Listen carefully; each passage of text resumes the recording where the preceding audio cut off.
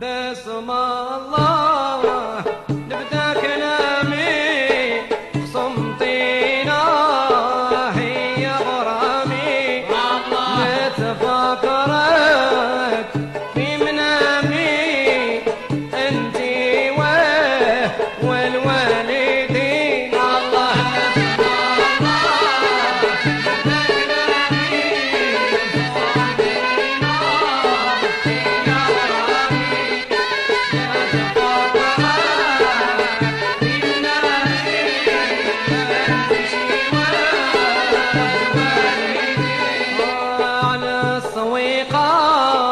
نبكي ونوح رحبة الصوف قلبي مجروح سيدي بزار قول له روح الرصيف والجزارين الله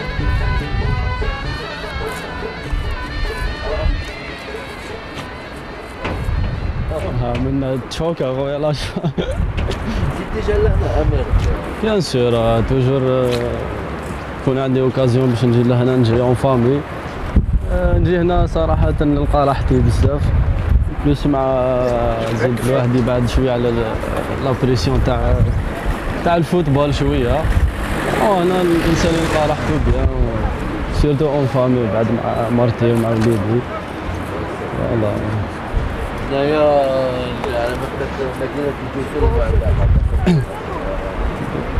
مدينة كبيرة راكم تشوفوا رانا في قسنطينة رانا اكزاكتومون في منطقة الحبال الناس الكل تعرف جو بونس اي تزغد شوية راني بديت نخاف والله هذه ما شاء الله صافي بليزير بيان سور صافي بليزير ماشي ما تلقاهاش بارتو كيما الحوايج كيما هذه بون باش الناس سيرتو الناس هم الناس كلها هنا يجيو باش يتمتعوا بالمناظر هذه فوالا. وسعيود من ابناء مدينه قلما بيان سور احنا كنا نتمناو ثاني نكونوا في قلما بون مي الله غالب ضيق الوقت مع لي زونطريمون بيان سور من في قسنطينة احنا الجزائر كامله راهي بلادنا ما كانش ديفيرونس بون ان شاء الله خطره خير ومن بعد نروحوا نكملوا طريقنا لتاجنا بيان سور نروحوا لتاجنا انت للمعقل تاع امير سعيود بيان سور نروحوا نشوفوا تعرفوا على الشعب تاع تاجنات بيان سور وان شاء الله يعجبكم الحال معنا ان شاء الله. راهم يحبوك بزاف امانه قسنطينة الناس اللي يعرفوك. لا الحمد لله توجور نكروازي الشعب هنايا تسمى الحمد لله بقيمتي الناس كل يحترموني وبيان سور هذه حاجه تشرفني بيان سور الناس تقدرك وتقيمك ان شاء الله بيان سور احنا نكونوا عند حسن ظن توجور الناس هذه ونعطيو صوره دائما نعطيو صوره مليحه للاعب الجزائري ان شاء الله بيان سور بالاخلاق ولا في التيران ان شاء الله. الحمد لله لا حاجه الاخلاق ما شاء الله والتيران عندنا الحمد لله. هو اسمك امير الحمد لله الحمد لله الحمد لله.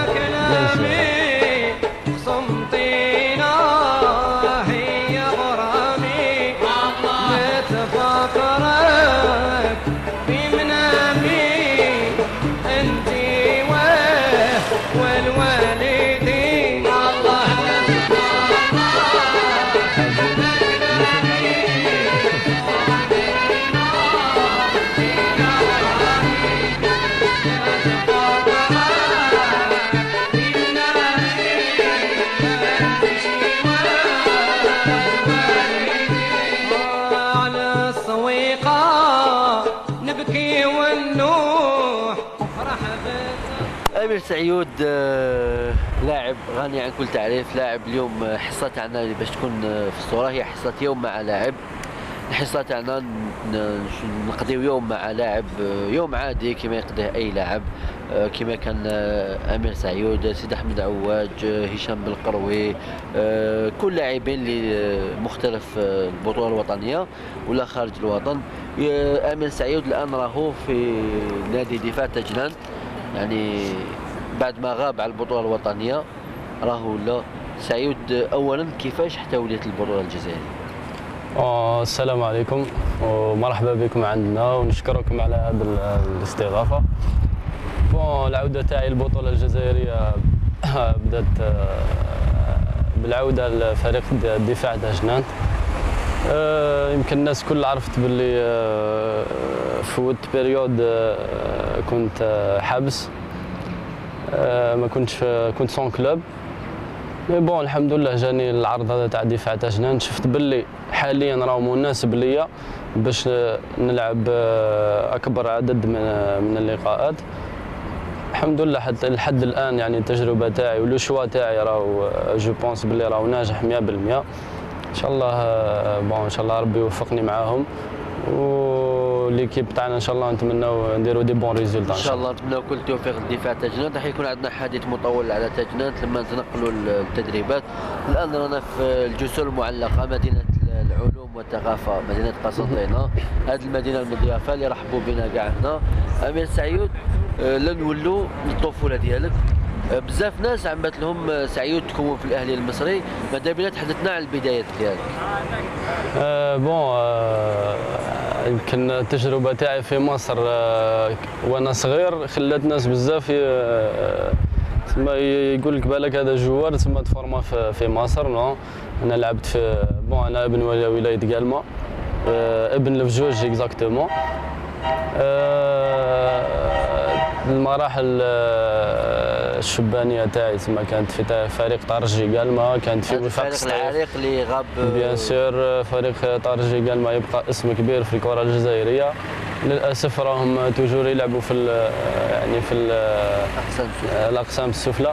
نتمنى لهم ان شاء الله يعودوا للمستوى تاعهم ويرجعوا للمكانه تاعهم. انا لعبت كما قلت لك في نصر البجوج، في ولايه قالما، في ترجي قالما، في وفاق سطيف. ثم حتى ل 16 سنه 17 سنه قضيتها في الجزائر، كانت في هذه الفرق. من بعد تنقلت لمصر الأكاديمية. قبل ما نروحوا للأكاديمية، أمير سعيود كيفاش حتى كان هذا التنقل؟ احكي لي هذيك الحيثيات الصغيرة، كيفاش حتى تنقل؟ باسكو أمر غير عادي، ماشي متعودين اللاعبين تاعنا يروحوا للأكاديميات في الأهلي. كيفاش تنقلت لمصر؟ داروا بيبليسيتي أكاديمي كانت راح تكون في مصر، داروا بيبليسيتي. سمعت بها انا هذه انا العام هذا كنت في سطيف. سمعت باللي كاين كشافين تاع المواهب راح يجيو للجزائر يخيروا دي جوار باش يديوهم لمصر يكونوهم ويسوقوهم لديزيكيب. انا قلت نسي نجرب الحظ تاعي. فوالا كيما هكذا ديسيديت باش نروح ندير تيست. كانوا رحت للقاهرة ولا؟ نو، رحت للجزائر العاصمة. كانوا الكشافين هذو كان معه كان ان تونيزيان، ان مروكان، وكان واحد من مصر. كان 150 لاعب في التجربة هذه. خيروا من بينهم 5 لاعبين، من بين 150 لاعب خيروا 5 لاعبين، وانا كنت بين ال5 هذو اللاعبين. كان عندي الحظ يمكن باش يخيروني. من هذاك النهار تما اللي تقدر تقول انت بديت المشوار تاعي في مصر، ورحت لمصر. دخلت الاكاديمي، بدات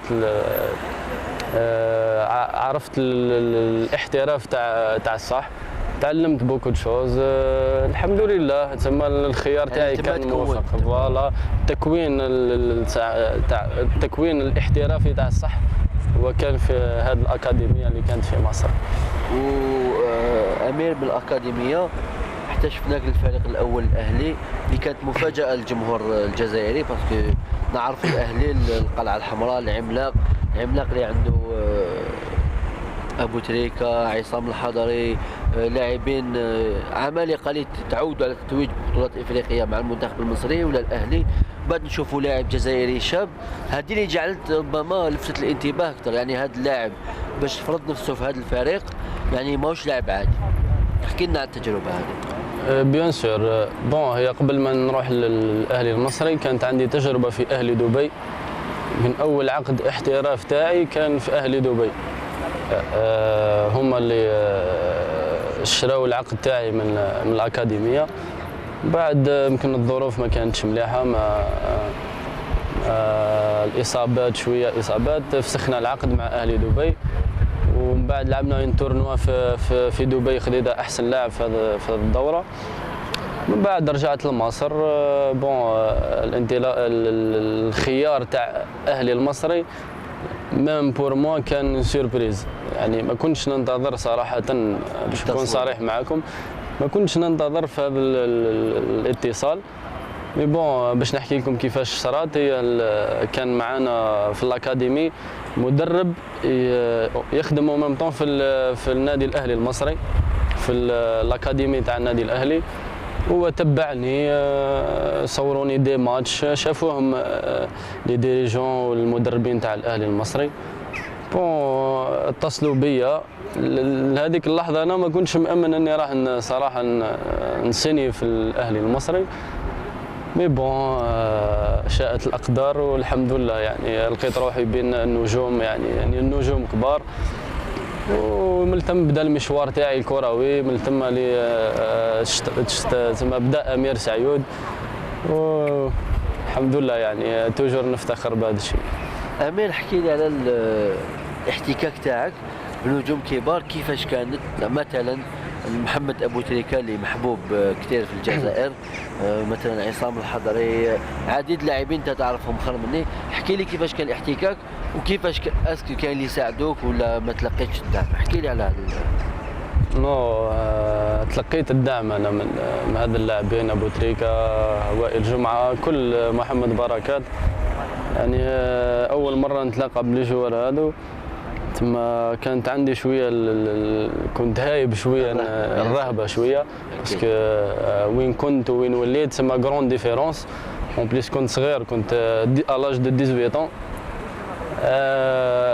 يعني صراحه استقبال خلاني يعني نكتشف ناس كنت نعرفهم في التلفزيون، بعد اكتشفتهم عن قرب. يعني ما شاء الله اخلاق عاليه، سهلوا لي كل المأموريه باش نندمج في الجروب. صراحة يعني اندمجت بسرعة كبيرة في الفريق.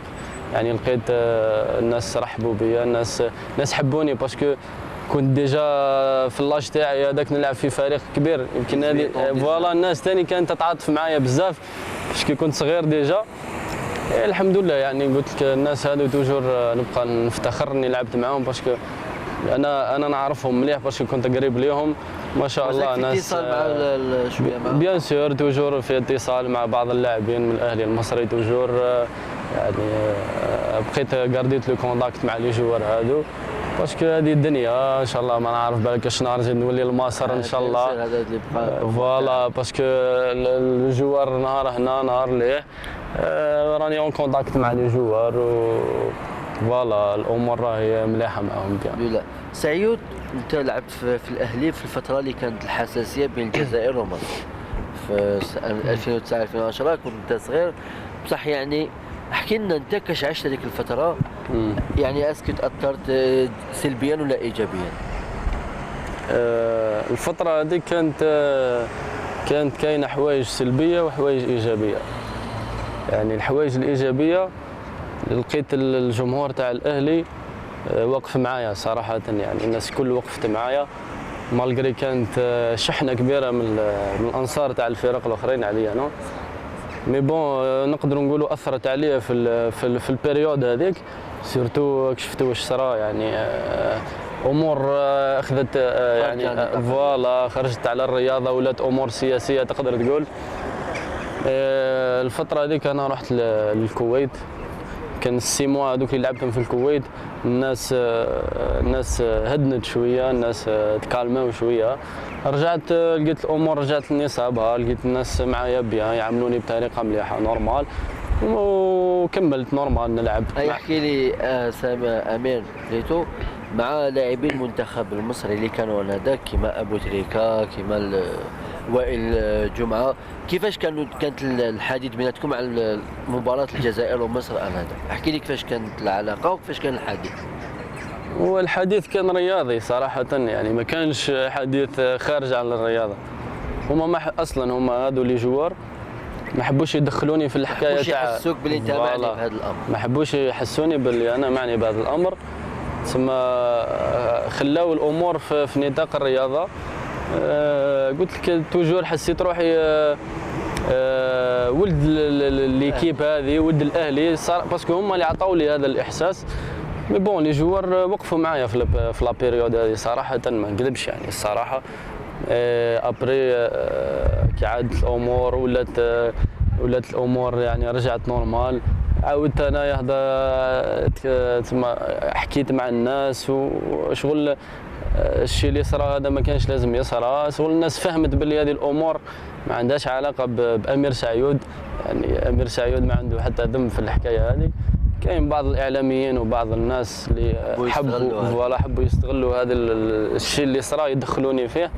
مي بون تالمون لي جوار اللي كنت معاهم ناضجين وناس متفاهمين وناس كبار في العقليه، بعدوني على كل الضغوطات هذه والحمد لله يعني نشكرهم. ما تشوفش ربما هذا وصلت انت رحت للنادي الكويت، ما تشوفش بلي اثرت بالك امير سعيد كان حينجح اكثر، كان حيكون ركيزه في الاهلي ويدير اسم اكثر من هذا، باسكو نحبوا نكرهوا سعيود اسم كان جاي. بون الانطلاقه تاعي للكويت تقدر تقول يعني ما كانش خيار مناسب 100%، مي كنت مجبر يعني في اللحظه هذيك كنت مجبر باش نخرج من الفريق تاع الاهلي المصري لمده معينه، بار اكزومبل 6 موا ولا عام. جاني هذا العرض تاع العربي الكويتي، ما كانوش عندي تسمى العروض اللي جاتني عروض تاع باش يشريوا الكونترا تاعي، مي هذا العرض جاء على سبيل الاعاره. خيرت العربي الكويتي، نشط نهائي كاس الكويت والحمد لله التجربه كانت ناجحه 100%. لعبت نهائي كاس الامير ولعبت دومي فينال كاس ولي العهد، ولعبنا على الادوار الاولى، ما ديناش الشامبيون من لعبنا على الادوار الاولى، وشاركت تقريبا في كل المباريات. ورجعت من بعد كي رجعت للاهلي رجعت يعني بقوه في موقع قوه، الناس استقبلتني بها والحمد لله يعني الامور مشات كما حبيت الحمد لله. سعيد راح نذكرك بواحد اللقطه ربما باش نخرجوا من هذا الاطار تاع يعني ما نكونوش سيريو بزاف من ذاك نكاسيو الحوار تاعنا. سعيد كاين واحد اللقطه تاع ضربه جزاء اللي ضيعتها وانت شغل بالك حسينا بلي تاثرت بها بزاف، حكي لنا عليها واش صرا لك اكزاكتومون قبل التسديد والخلفيه تاع هذا ركله الجزاء. حكينا المباراه اكزاكتومون. المباراة هي كان ماتش كوب، لعبنا مع ايكيب دوزيام ولا تروازيام ديفيزيون سيت، ليكيب وين يلعبوا كنا رابحين 4-0. ابري ديجا انا في لا بيريود هذيك قبلها كان بعض الاعلاميين شغل كثروا عليا الهضره، سعيود راح يروح للسعوديه، سعيود راح يغير الفريق، سعيود هكذا. مي مانويل جوزي تسمى توجور متمسك بامير سعيود. جات البينالتي هذه جوزي هو اللي طلب انا نسدد هذا البينالتي. مي بون انا في اللحظه هذيك خممت ندير حاجه اكسبسيونيل تسمى باش نسك كتاب الناس، باش نسيهم، باش المهم حاجه باش تبقى شويه في بون ما مشاتش معايا كيما شفتوا بينالتي الناس كل شافوها. هذاك ما كنتش محضر لها فوالا، ميم مورالمون بعد ما كنتش مليح. مانويل جوزي بعد الشيء هذاك اللي صرا تما هو حب يرجع لي لا كونفيونس وانا تيريتها يعني بالطريقه هذيك، شاف شغل استهزاء مني ولا بون ما مشاتش معايا. ابري ضغوطات كبيره بيان سير توجور من الاعلام المصري. في لعبت لك دور سلبي هذيك الجزائر. تقدر تقول دور سلبي يعني هي دور سلبي باسكو من بعد ولو انه كما تقول انت مباراه كنتوا رابحين 4-0. هما شافوها شغل انا طيحت من القيمه تاع النادي الاهلي. نورمالمون جوار يلعب في النادي الاهلي ما يديرش الامور هذه. مي انا حبيت نقول لهم كون البينالتي هذه تماركات كيفاش كانت راح تكون لا رياكسيون تاع الناس. مي بون احنا توجور الحوايج كي تصرا مش مليحه نكبروها. الاعلام المصري كبرها بزاف يعني حتى وليت تعلمت من الاخطاء ديالك يعني درتها كدرس. فوالا وانا تعلمت منها حوايج بزاف بيان سور. اي بون الناس كل لا غالب تصرا في الفوتبول انا نسيتها هذه سي باسي يعني فاتت نورمال. امير سعيود دوك جلسنا هنا في قنطرة الحبال ماذا بينا نروح نغيروا مكان نزيدو ندوروا شويه. حيكون عندنا حديث حول التجربه هذا اللاعب اللي عندك 25 سنه الان. 25 سنه 25 سنه فقط. امير سعيود الاهلي المصري النادي الاسماعيلي العربي الكويتي مولودية في بلغاريا مولودية الجزائر نادي الصفاقسي. هذه تجربه ثريه راح نكملوا نحكيوا عليها مع امير سعيود. تبعوا معنا ما تزاطلوناش. هيا هيا بدأ كلامي خصمتينا هي غرامي نتفكرك في منامي انتي والوالدين الله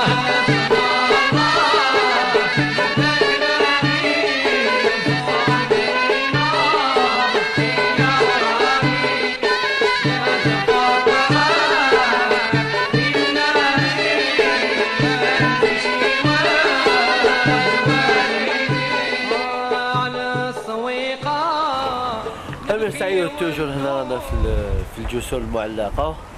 حكينا شويه على الاهلي. بون بعد مغادره امير سعيود الاهلي احكي لي على التجربه الصغيره هذيك اللي قضيتها مع الاسماعيلي. بون تجربه الاسماعيلي كانت تجربه قصيره. ولو انه تبقى مع فريق كبير واسمه الاسماعيلي. فوالا مي انا نعتبرها تجربه سلبيه باسكو صراو لي مشاكل بزاف مع ليكيب. ماهيش امور فنيه امور يعني داخله في الاداره في الدراهم في حوايج بزاف. يمكن مع الاسماعيلي ريحت 5 موا. هذه هي الفتره اللي ريحتها مع الاسماعيلي. انا رحت للاسماعيلي باسكو كان المدرب حسام حسن حبني طلبني من النادي الاهلي وانا بون ما رفضتش هذا الطلب تاعو باش نلعب اكبر عدد من المباريات. مي بون كذوبك ناس تحبس بك باش ما نكوبيوها ساهله. راه كمل. ابري رحت الامور في الاول كانت الحمد لله ماشيه تري بيان. لعبت 2 ماتش كوب مع الاسماعيلي. من بعد رحيل حسام حسن اللي كان سيربريز بالنسبه لي جوار الكل تم بدات الامور تتبدل مع لونترينور اللي جابوا لنا جديد تاع لي زيسبوار. بدات المشاكل بديت ما نتكونفوكاش بدا ما يلاعبنيش اون بليس ما كنتش نخلص في دراهمي. زدت جيت ريحت 2 موا مع ليكيب ناسيونال تما بعدت عليهم كومبليتمون. الور كي رجعت طلبت تما باسكو انا كنت بري من النادي الاهلي طلبت باش نفسخ الاعاره معهم. كما كان الحال بون رحت من النادي الاسماعيلي رجعت للنادي الاهلي. وهذه التجربه يعني ما كانش فيها امور بزاف مع الاسماعيلي. امير سعيود يقولوا ربما ما نجحش شكون نستناو منك كلاعب كبير واعد ما تروح بعيد. كملوها راهي كملوها هذه سهله هذه بعد صايره كملوها. امير سعيود يقولوا ربما ما نجحش امير سعيود كما لازم الحال كما كنا نستناو منه. على جال يقولوا عقليته يقولوا قبيح شويه ربما يقولوا شنايفي بهذه المواصفه. وانت على بالك سمعت هذه الهضره على روحك.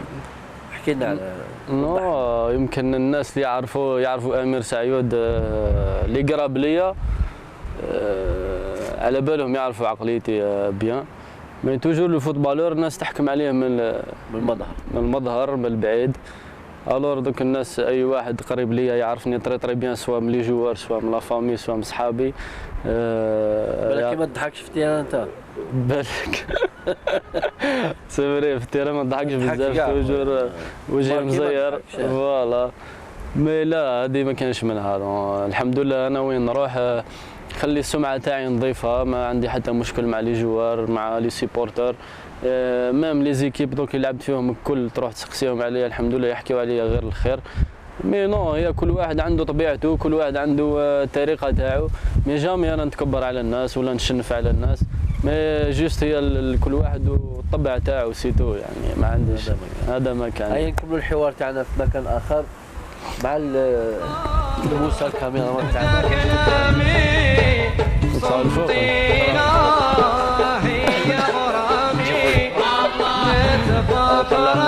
واش اسمه هذاك اللي فوق؟ في منامي انتي والوالدين الله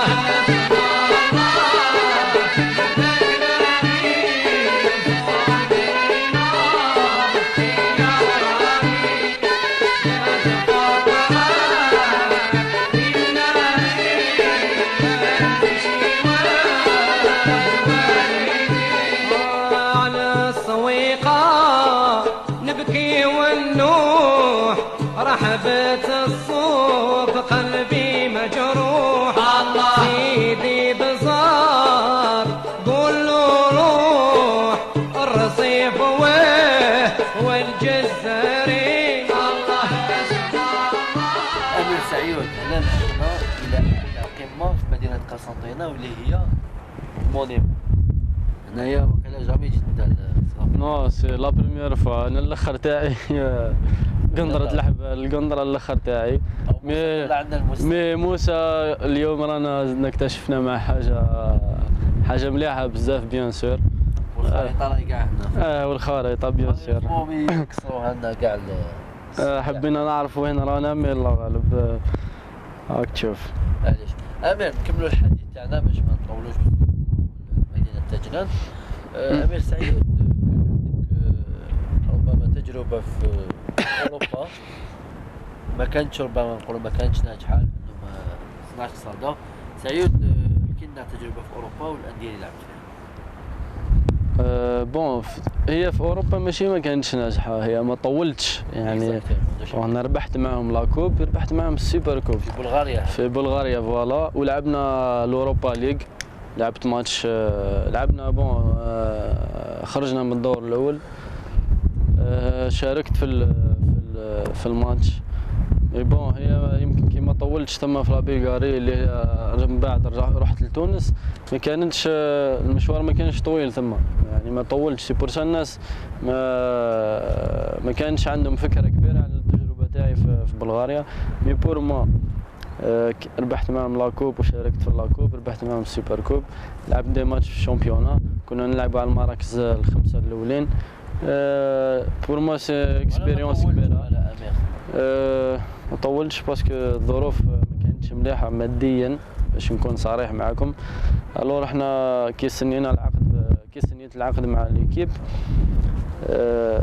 اشترطنا اني كي نلعب ونقدم اداء مليح نحسنوا العرض، باسكو بصراحه يعني العرض ما كانش يناسبني كاسمي انا. عرض رياضي وانا رحت عرض رياضي باش نبان في اوروبا، يمكن نروح الشامبيونا اقوى من بلغاريا. مي بون كيما قلت لك الظروف يعني ماديا ما كانتش ما عجبتنيش. ابري تسمى الفرصه كي جاتني باش نسني مع النادي الرياضي الصفاقسي، تسمى هي اللي زاد خلاتني نغادر بلغاريا. فوالا هذه التجربه الحمد لله بور موا، كسبت خبره كبيره في بلغاريا، عرفت النطر. تعلم شويه اللغه؟ اللغه تاعهم كومبليكي شويه، كلمات برك يعني كلمات تصبح على الخير مساء الخير. فوالا اون اونجلي. بون كان صاحبي يلعب معايا صاحبي ستان فرونسي، هو دوريجين ايفواريان مي عايش في فرنسا، تسمى هو اللي كنت قريب ليه بزاف، وتسمى ما كانش عندي مشكل تسمى تاع الانسجام. فوالا الحمد لله يعني. أما كي حكينا على الانسجام ذكرت واش حكينا في الكواليس على لاعب روما محمد صلاح المصري اللي بالك انت لعبت ضده كان مع المقاولون العرب. شوف يعني هذاك اللاعب طموح. انا شخصيا كنت حاسب اللي يكون هو في اوروبا، لكن هاو سعيود يعرفهم من سنوات. كيفاش كنت تشوف هذاك اللاعب؟ بون البريود اللي كنت فيها انا في مصر، محمد صلاح كان في المقاولون العرب. كان كان لاعب، هو ديجا هو صغير عليا، يمكن في 92 ولا 91 مانيش سور. فوالا مي بون في لا بيريود اللي كنت فيها انا في الاهلي، محمد صلاح ما كانش يعني ما كانش اسمه كبير. مي ابري كي شارك مع جو بونس مع المرحله اللي هي اللي زادت له في القيمه تاعو، كي شارك مع المنتخب في الالعاب الافريقيه باش تكاليفيو لي جوز اولمبيك. فوالا هذيك تم لمحمد صلاح برز فيها. من بعد زاد راحوا يلعبوا في لندن يشارك مع مصر. جوبونس بلي اسم تاع محمد صلاح تم اللي برز. من بعد راح للفريق المنتخب الاول ليكيب ا، من بعد راح الاف سي بال تشيلسي. يعني صراحه يعني هو مثال للاعب العربي باش يعني فوالا باش ينجح في المشوار تاعو، وان شاء الله نتمنى له التوفيق ان شاء الله. ان شاء الله. امير سعيود نروحوا شويه، لازم نروحوا نريحوا شويه، نغيروا الاجواء، نغادروا هذا المونيمو، هذا المعقل التاريخي هنايا الاثار هذوما، نزلوا له خطره اخرى هنا. ان شاء الله بيان سور. احب صافي بليزير كي رانا في بلاصه كيما هكذا، وان شاء الله مرحبا بكم خطره اخرى. هي صحيح نشوف. تبدا كلامي صمتينا هي غرامي، نتفكرك في منامي انتي والوالدين. الله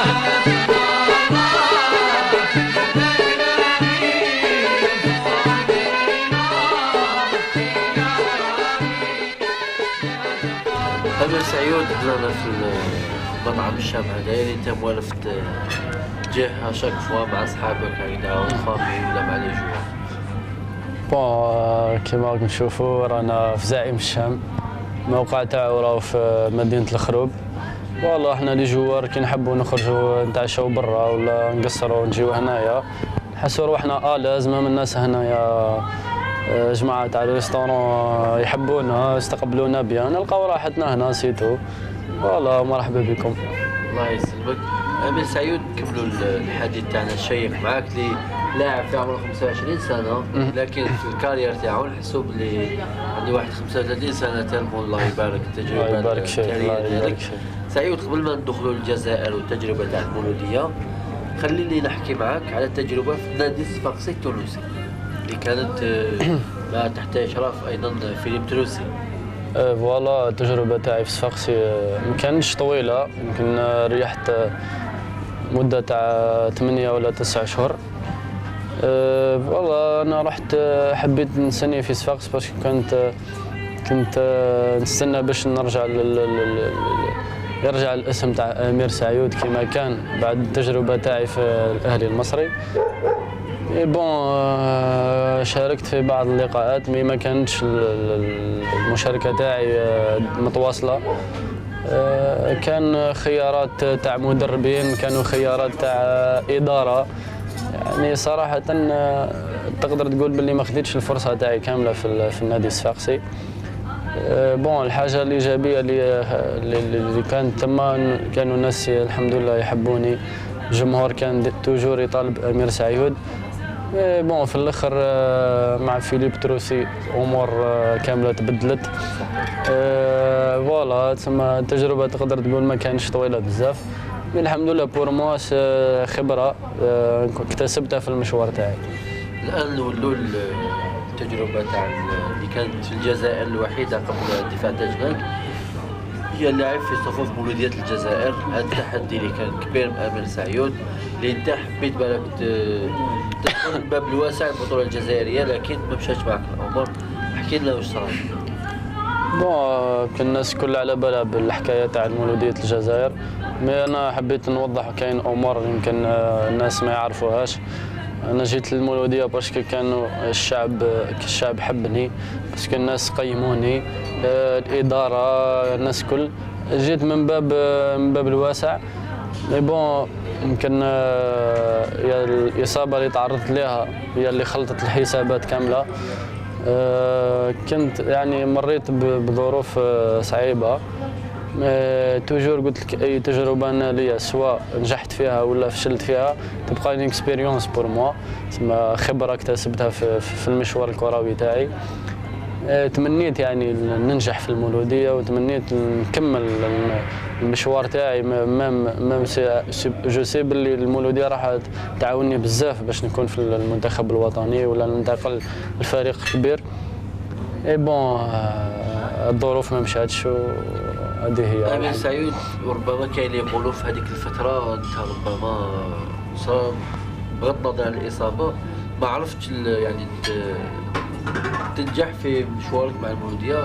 ربما الضغط اللي كان والفريق ما كانش مليح وانت كنت مصاب، يعني كل الامور كانت ضدك. سي فري. هو يعني الهضره كامله كانت على امير سعيود. الناس الكل تسنى في امير سعيود، الصحافه، لي سيبورتور، الناس الكل يستناو فيا. وميم طون امير سعيود ما كانش جاهز. يعني قبل ما نجي للمولوديه كنت في الاسماعيلي، تما ديجا فوت بيريود ماهيش مليحه خلاص في الاسماعيلي، تما جيت ناقص منافسه. اون بليس يعني كي جيت للمولوديه زادت الاصابه، يعني هي اللي قضات على الامور كامله. مي بون ثاني كان يعني ما كنتش انا الوحيد اللي نتحمل المسؤوليه، كان يمكن الجهاز الفني ثاني يتحمل شويه من المسؤوليه. فوالا كان براتشي. انا الحمد لله براتشي معرفه تاعي معاه كانت طيبه وانسان مليح هو. يمكن ما عرفش يسيرني، ما عرفش وقتاش يلعبني، ولا لقيت روحي توجور تحت ضغط. توجور امير سعيود لازم هو اللي يدير، لازم فوالا ما حطنيش في الظروف مناسبه. هي امير في وقت من الاوقات ربما تولي المولوديه تاع تدارك واش رضيت؟ كل شيء بالمكتوب. احنا كما قلت لي من قبل يجي وقت تولي الاهلي، يعني انت تحب عندك طموحات كنت حاب تحققهم، مازالك صغير باش فوالا نقولوا ممكن ماشي سي نورمال. ديجا باش تلعب في المولوديه شرف لاي لاعب جزائري. هذه ماهيش مجامله باسكو سي ان كرون كلوب مولوديه. مالوريزمون يعني السنوات هذه ماهمش يلعبوا على الالقاب. المولوديه نورمالمون تلعب توجور لي تيتر لا كوب دافريك، تسمى ماشي محليا برك، يعني قاريا، يعني باسكو اسم مولوديه توجور يطلب هذه الامور. بون بيان سور انا نطمح توجور باش نلعب في ان كرون كلوب، وعلاش لا مولوديه الجزائر. باسكو قلت لك انا حبيت ندير حاجه، حبيت نخلي بصمه في المولوديه، باسكو المولوديه عندها شعب كبير. يبقاو توجور الناس يحكيو عليك حاجه مليحه. المباراه الاخيره دفاع تاع جنات مولوديه الجزائر اللي كنت من بين افضل اللاعبين في المباراه بشهاده المتتبعين، كيفاش عشت هذيك الاجواء؟ كيفاش عشت يعني الاستقبال تاع شناوه ليك للملعب؟ كان مكتظ على الاخير. والله ما نكذبش عليك، ماما انا كنت متشوق باش نستنى في المقابله هذه. بون الحاجه الاولى باش نقابل الزملاء تاعي، والثانيه لي سيبورتور. كاين دي سيبورتور بيان سور اللي استقبلوني بيان، يعطيهم الصحه، سواء من الاداره سواء من اللاعبين تاع المولوديه اللي يلعبوا معايا. بون لي سيبورتور تقدر تقول كاين ناس ما يرضاوش عليك، الناس كل فوالا هذيك.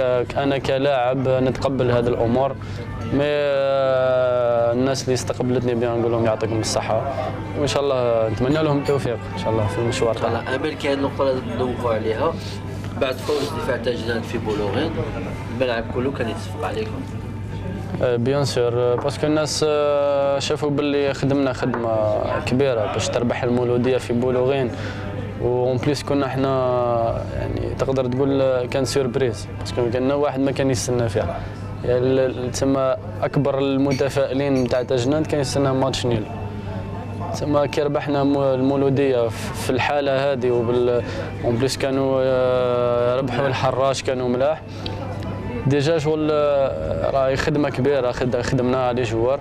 الناس هذو شغل قيموا المردود تاعنا، احترمونا، صرفقوا علينا ويعطيهم الصحة. هذه روح رياضية كبيرة، نتمنوا توجور الأمور هذه تبقى في الملاعب الجزائرية. قلت لك إن شاء الله المولودية هي بشعبها، إن شاء الله هي برك الأمور راهي تحسن ان شاء الله. الامور يمكن اداره، يمكن في الجهاز الفني، انا مانيش عارف، انا ما نقدرش نهضر في الامور هذه، ان شاء الله مع الوقت بشعبها راح ترجع كما كان ان شاء الله. الان نمروا للفريق الحالي تاعك اللي هو دفاع تاجنان، الفريق المفاجاه في البطوله الجزائريه، فريق صعد لاول مره في التاريخ. دفاع تاجنان راه في المرتبه الاولى امير سعيود، كما قلت دا ماشي اللي بالصدفه بل بعمل باستقرار بلاعبين بجهودات كبيره. احكي لنا يعني لمحه على الكتيبه تاعكم. بون بالنسبه للفريق تاعنا احنا من اول نهار بديناه مع الاداره ولا مع الجهاز الفني كان عندنا ان اوبجيكتيف اللي هو المانتيان، ليكيب تبقى في القسم الاول. هذا هو الاوبجيكتيف اللي كنا نلعبوا عليه. بون احنا من الاول الاداره ولا الجهاز الفني متشوقين باش يكتشفوا القسم الوطني الاول، ثم الناس حابه تخدم، الناس حابه تبان، ما جاوش برك باش تاجنا راهي في بريمير ديفيزيون خلاص، نو حبينا نخليو البصمه تاعنا. والحمد لله فريمون احنا تعبنا صح، سواء الجهاز الفني ولا لي جوار تعبنا بزاف، خدمنا. يمكن النجاح تاعنا اللي رانا فيه هو النجاح تاع الستاج اللي في تونس، باسكو درنا ستاج في تونس صراحة ناجح 100%. خدمنا، لعبنا دي ماتش اميكو، درنا دي بون ريزولتا، الحمد لله ربي ما خيبناش. وحد الان احنا ما زلنا رانا سيفري درنا حاجه مليحه، مي مازال الشامبيون راهي طويله، ما زلنا نطمحوا لاكثر من هذا الشيء، باسكو كيما قلت لك دوكا البالون راهو يتلعب سور تيران. سيفري كاين كل فريق وعنده لا فالور تاعو، كل فريق وعنده قيمه عنده اللاعبين القيمه تاعهم. احنا ثاني عندنا دي بون جوار، عندنا دي جون جوار حابين يبانوا في الشامبيونات ويفرضوا رواحهم.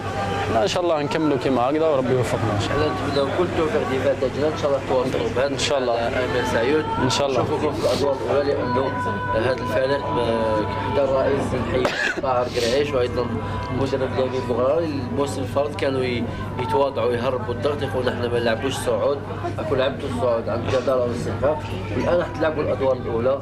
نتمنى لكم كل التوفيق مادام عندكم سعيود شيبان الحمد لله لاعبين مميزين. سعيود سؤال اخر قبل ما نقضوا على باسكو راني بديت نجوع.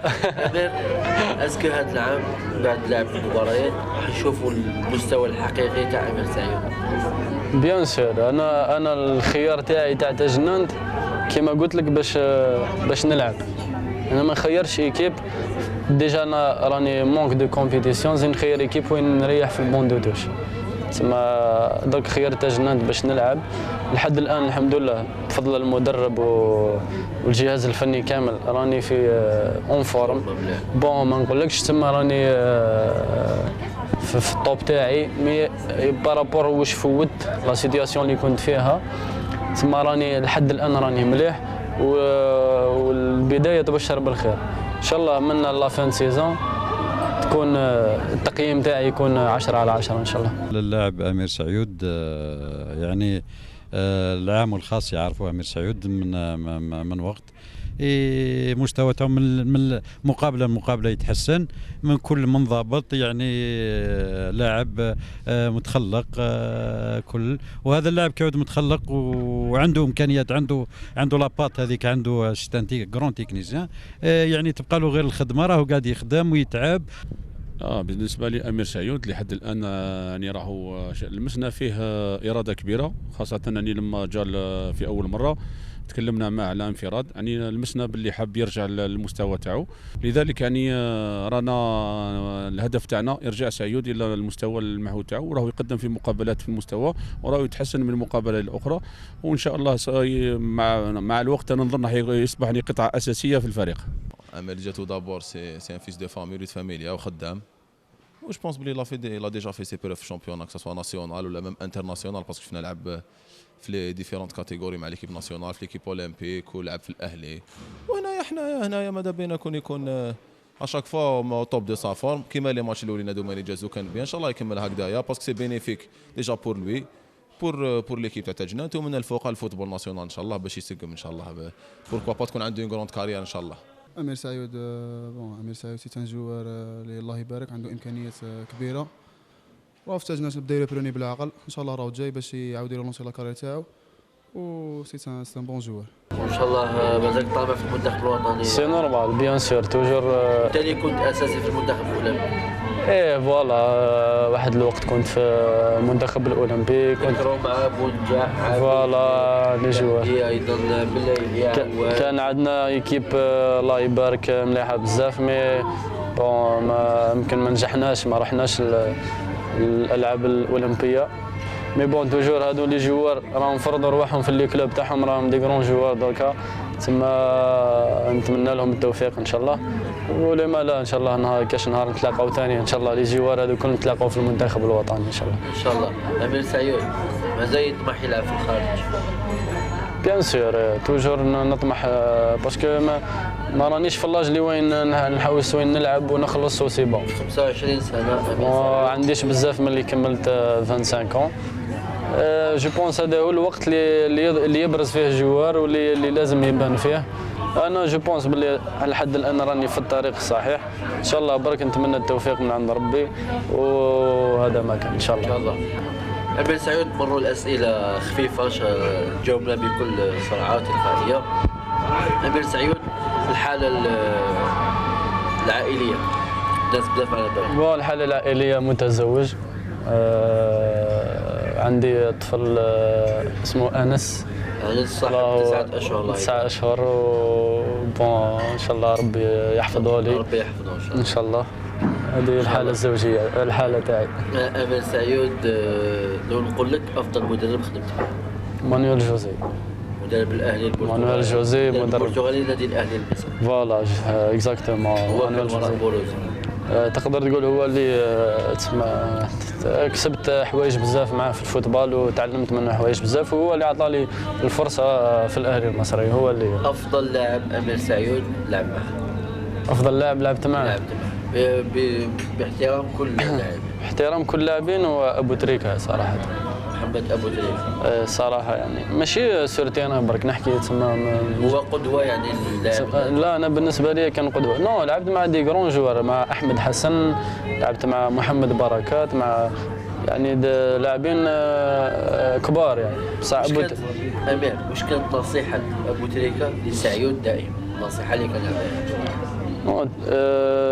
النصيحه تاعو كانت ابو تريكه صراحه كان ينصحنا اكثر شيء خارج الميدان ما في الميدان راكم فوالا في الميدان رانا باسكو كي تلعب في الاهلي لازم الناس الكل تخدم لازم الناس الكل تكون بروفيسيونال الور الحوايج هذيك تسمى شغل باز ماشي حدا لازم يقولها لك ابو تريكه مي هو توجور كان ينصحنا سورتو مع الشعب مع الجمهور كيفاش تتعامل مع الناس كيفاش تتعامل مع الاعلام كيفاش هكذا.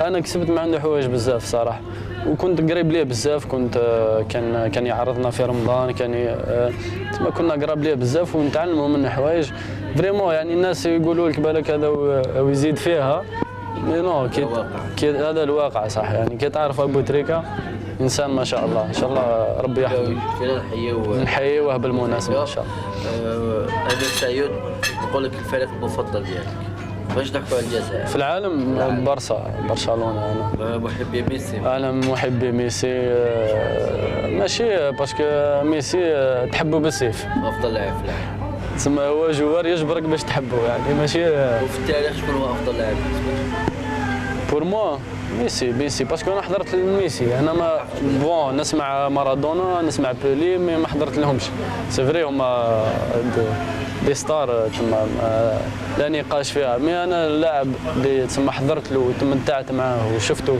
دار حوايج خارقه للعاده هو ميسي. ترشحوا بشي للكره الذهبيه؟ دي سون دوت هو اللي راح يديها باينه. امير سعيود قبل ما نروحوا الان على جناح السرعه التجنان خويا الكاميرا امامك باش تقول الجمهور تاعك اللي يحبوك واللي توحشوك الجمهور الجزائري ليس فقط جمهور تجنان جمهور 48.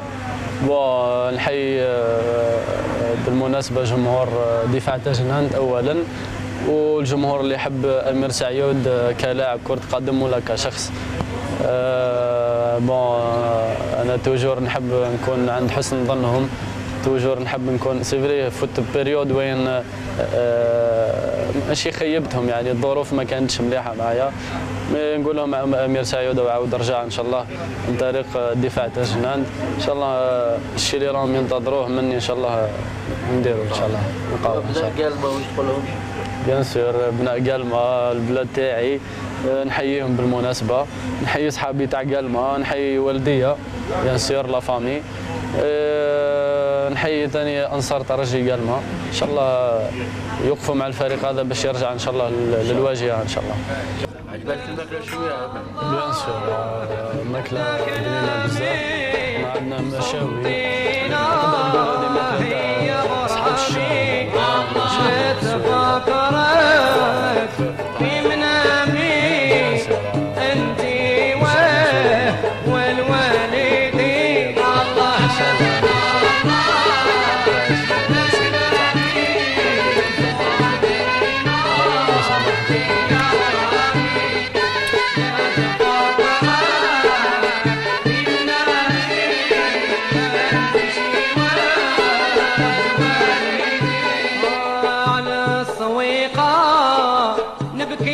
الله رحبت الصوب قلبي مجروح، سيدي بزار قول له روح الرصيف والجزارين الله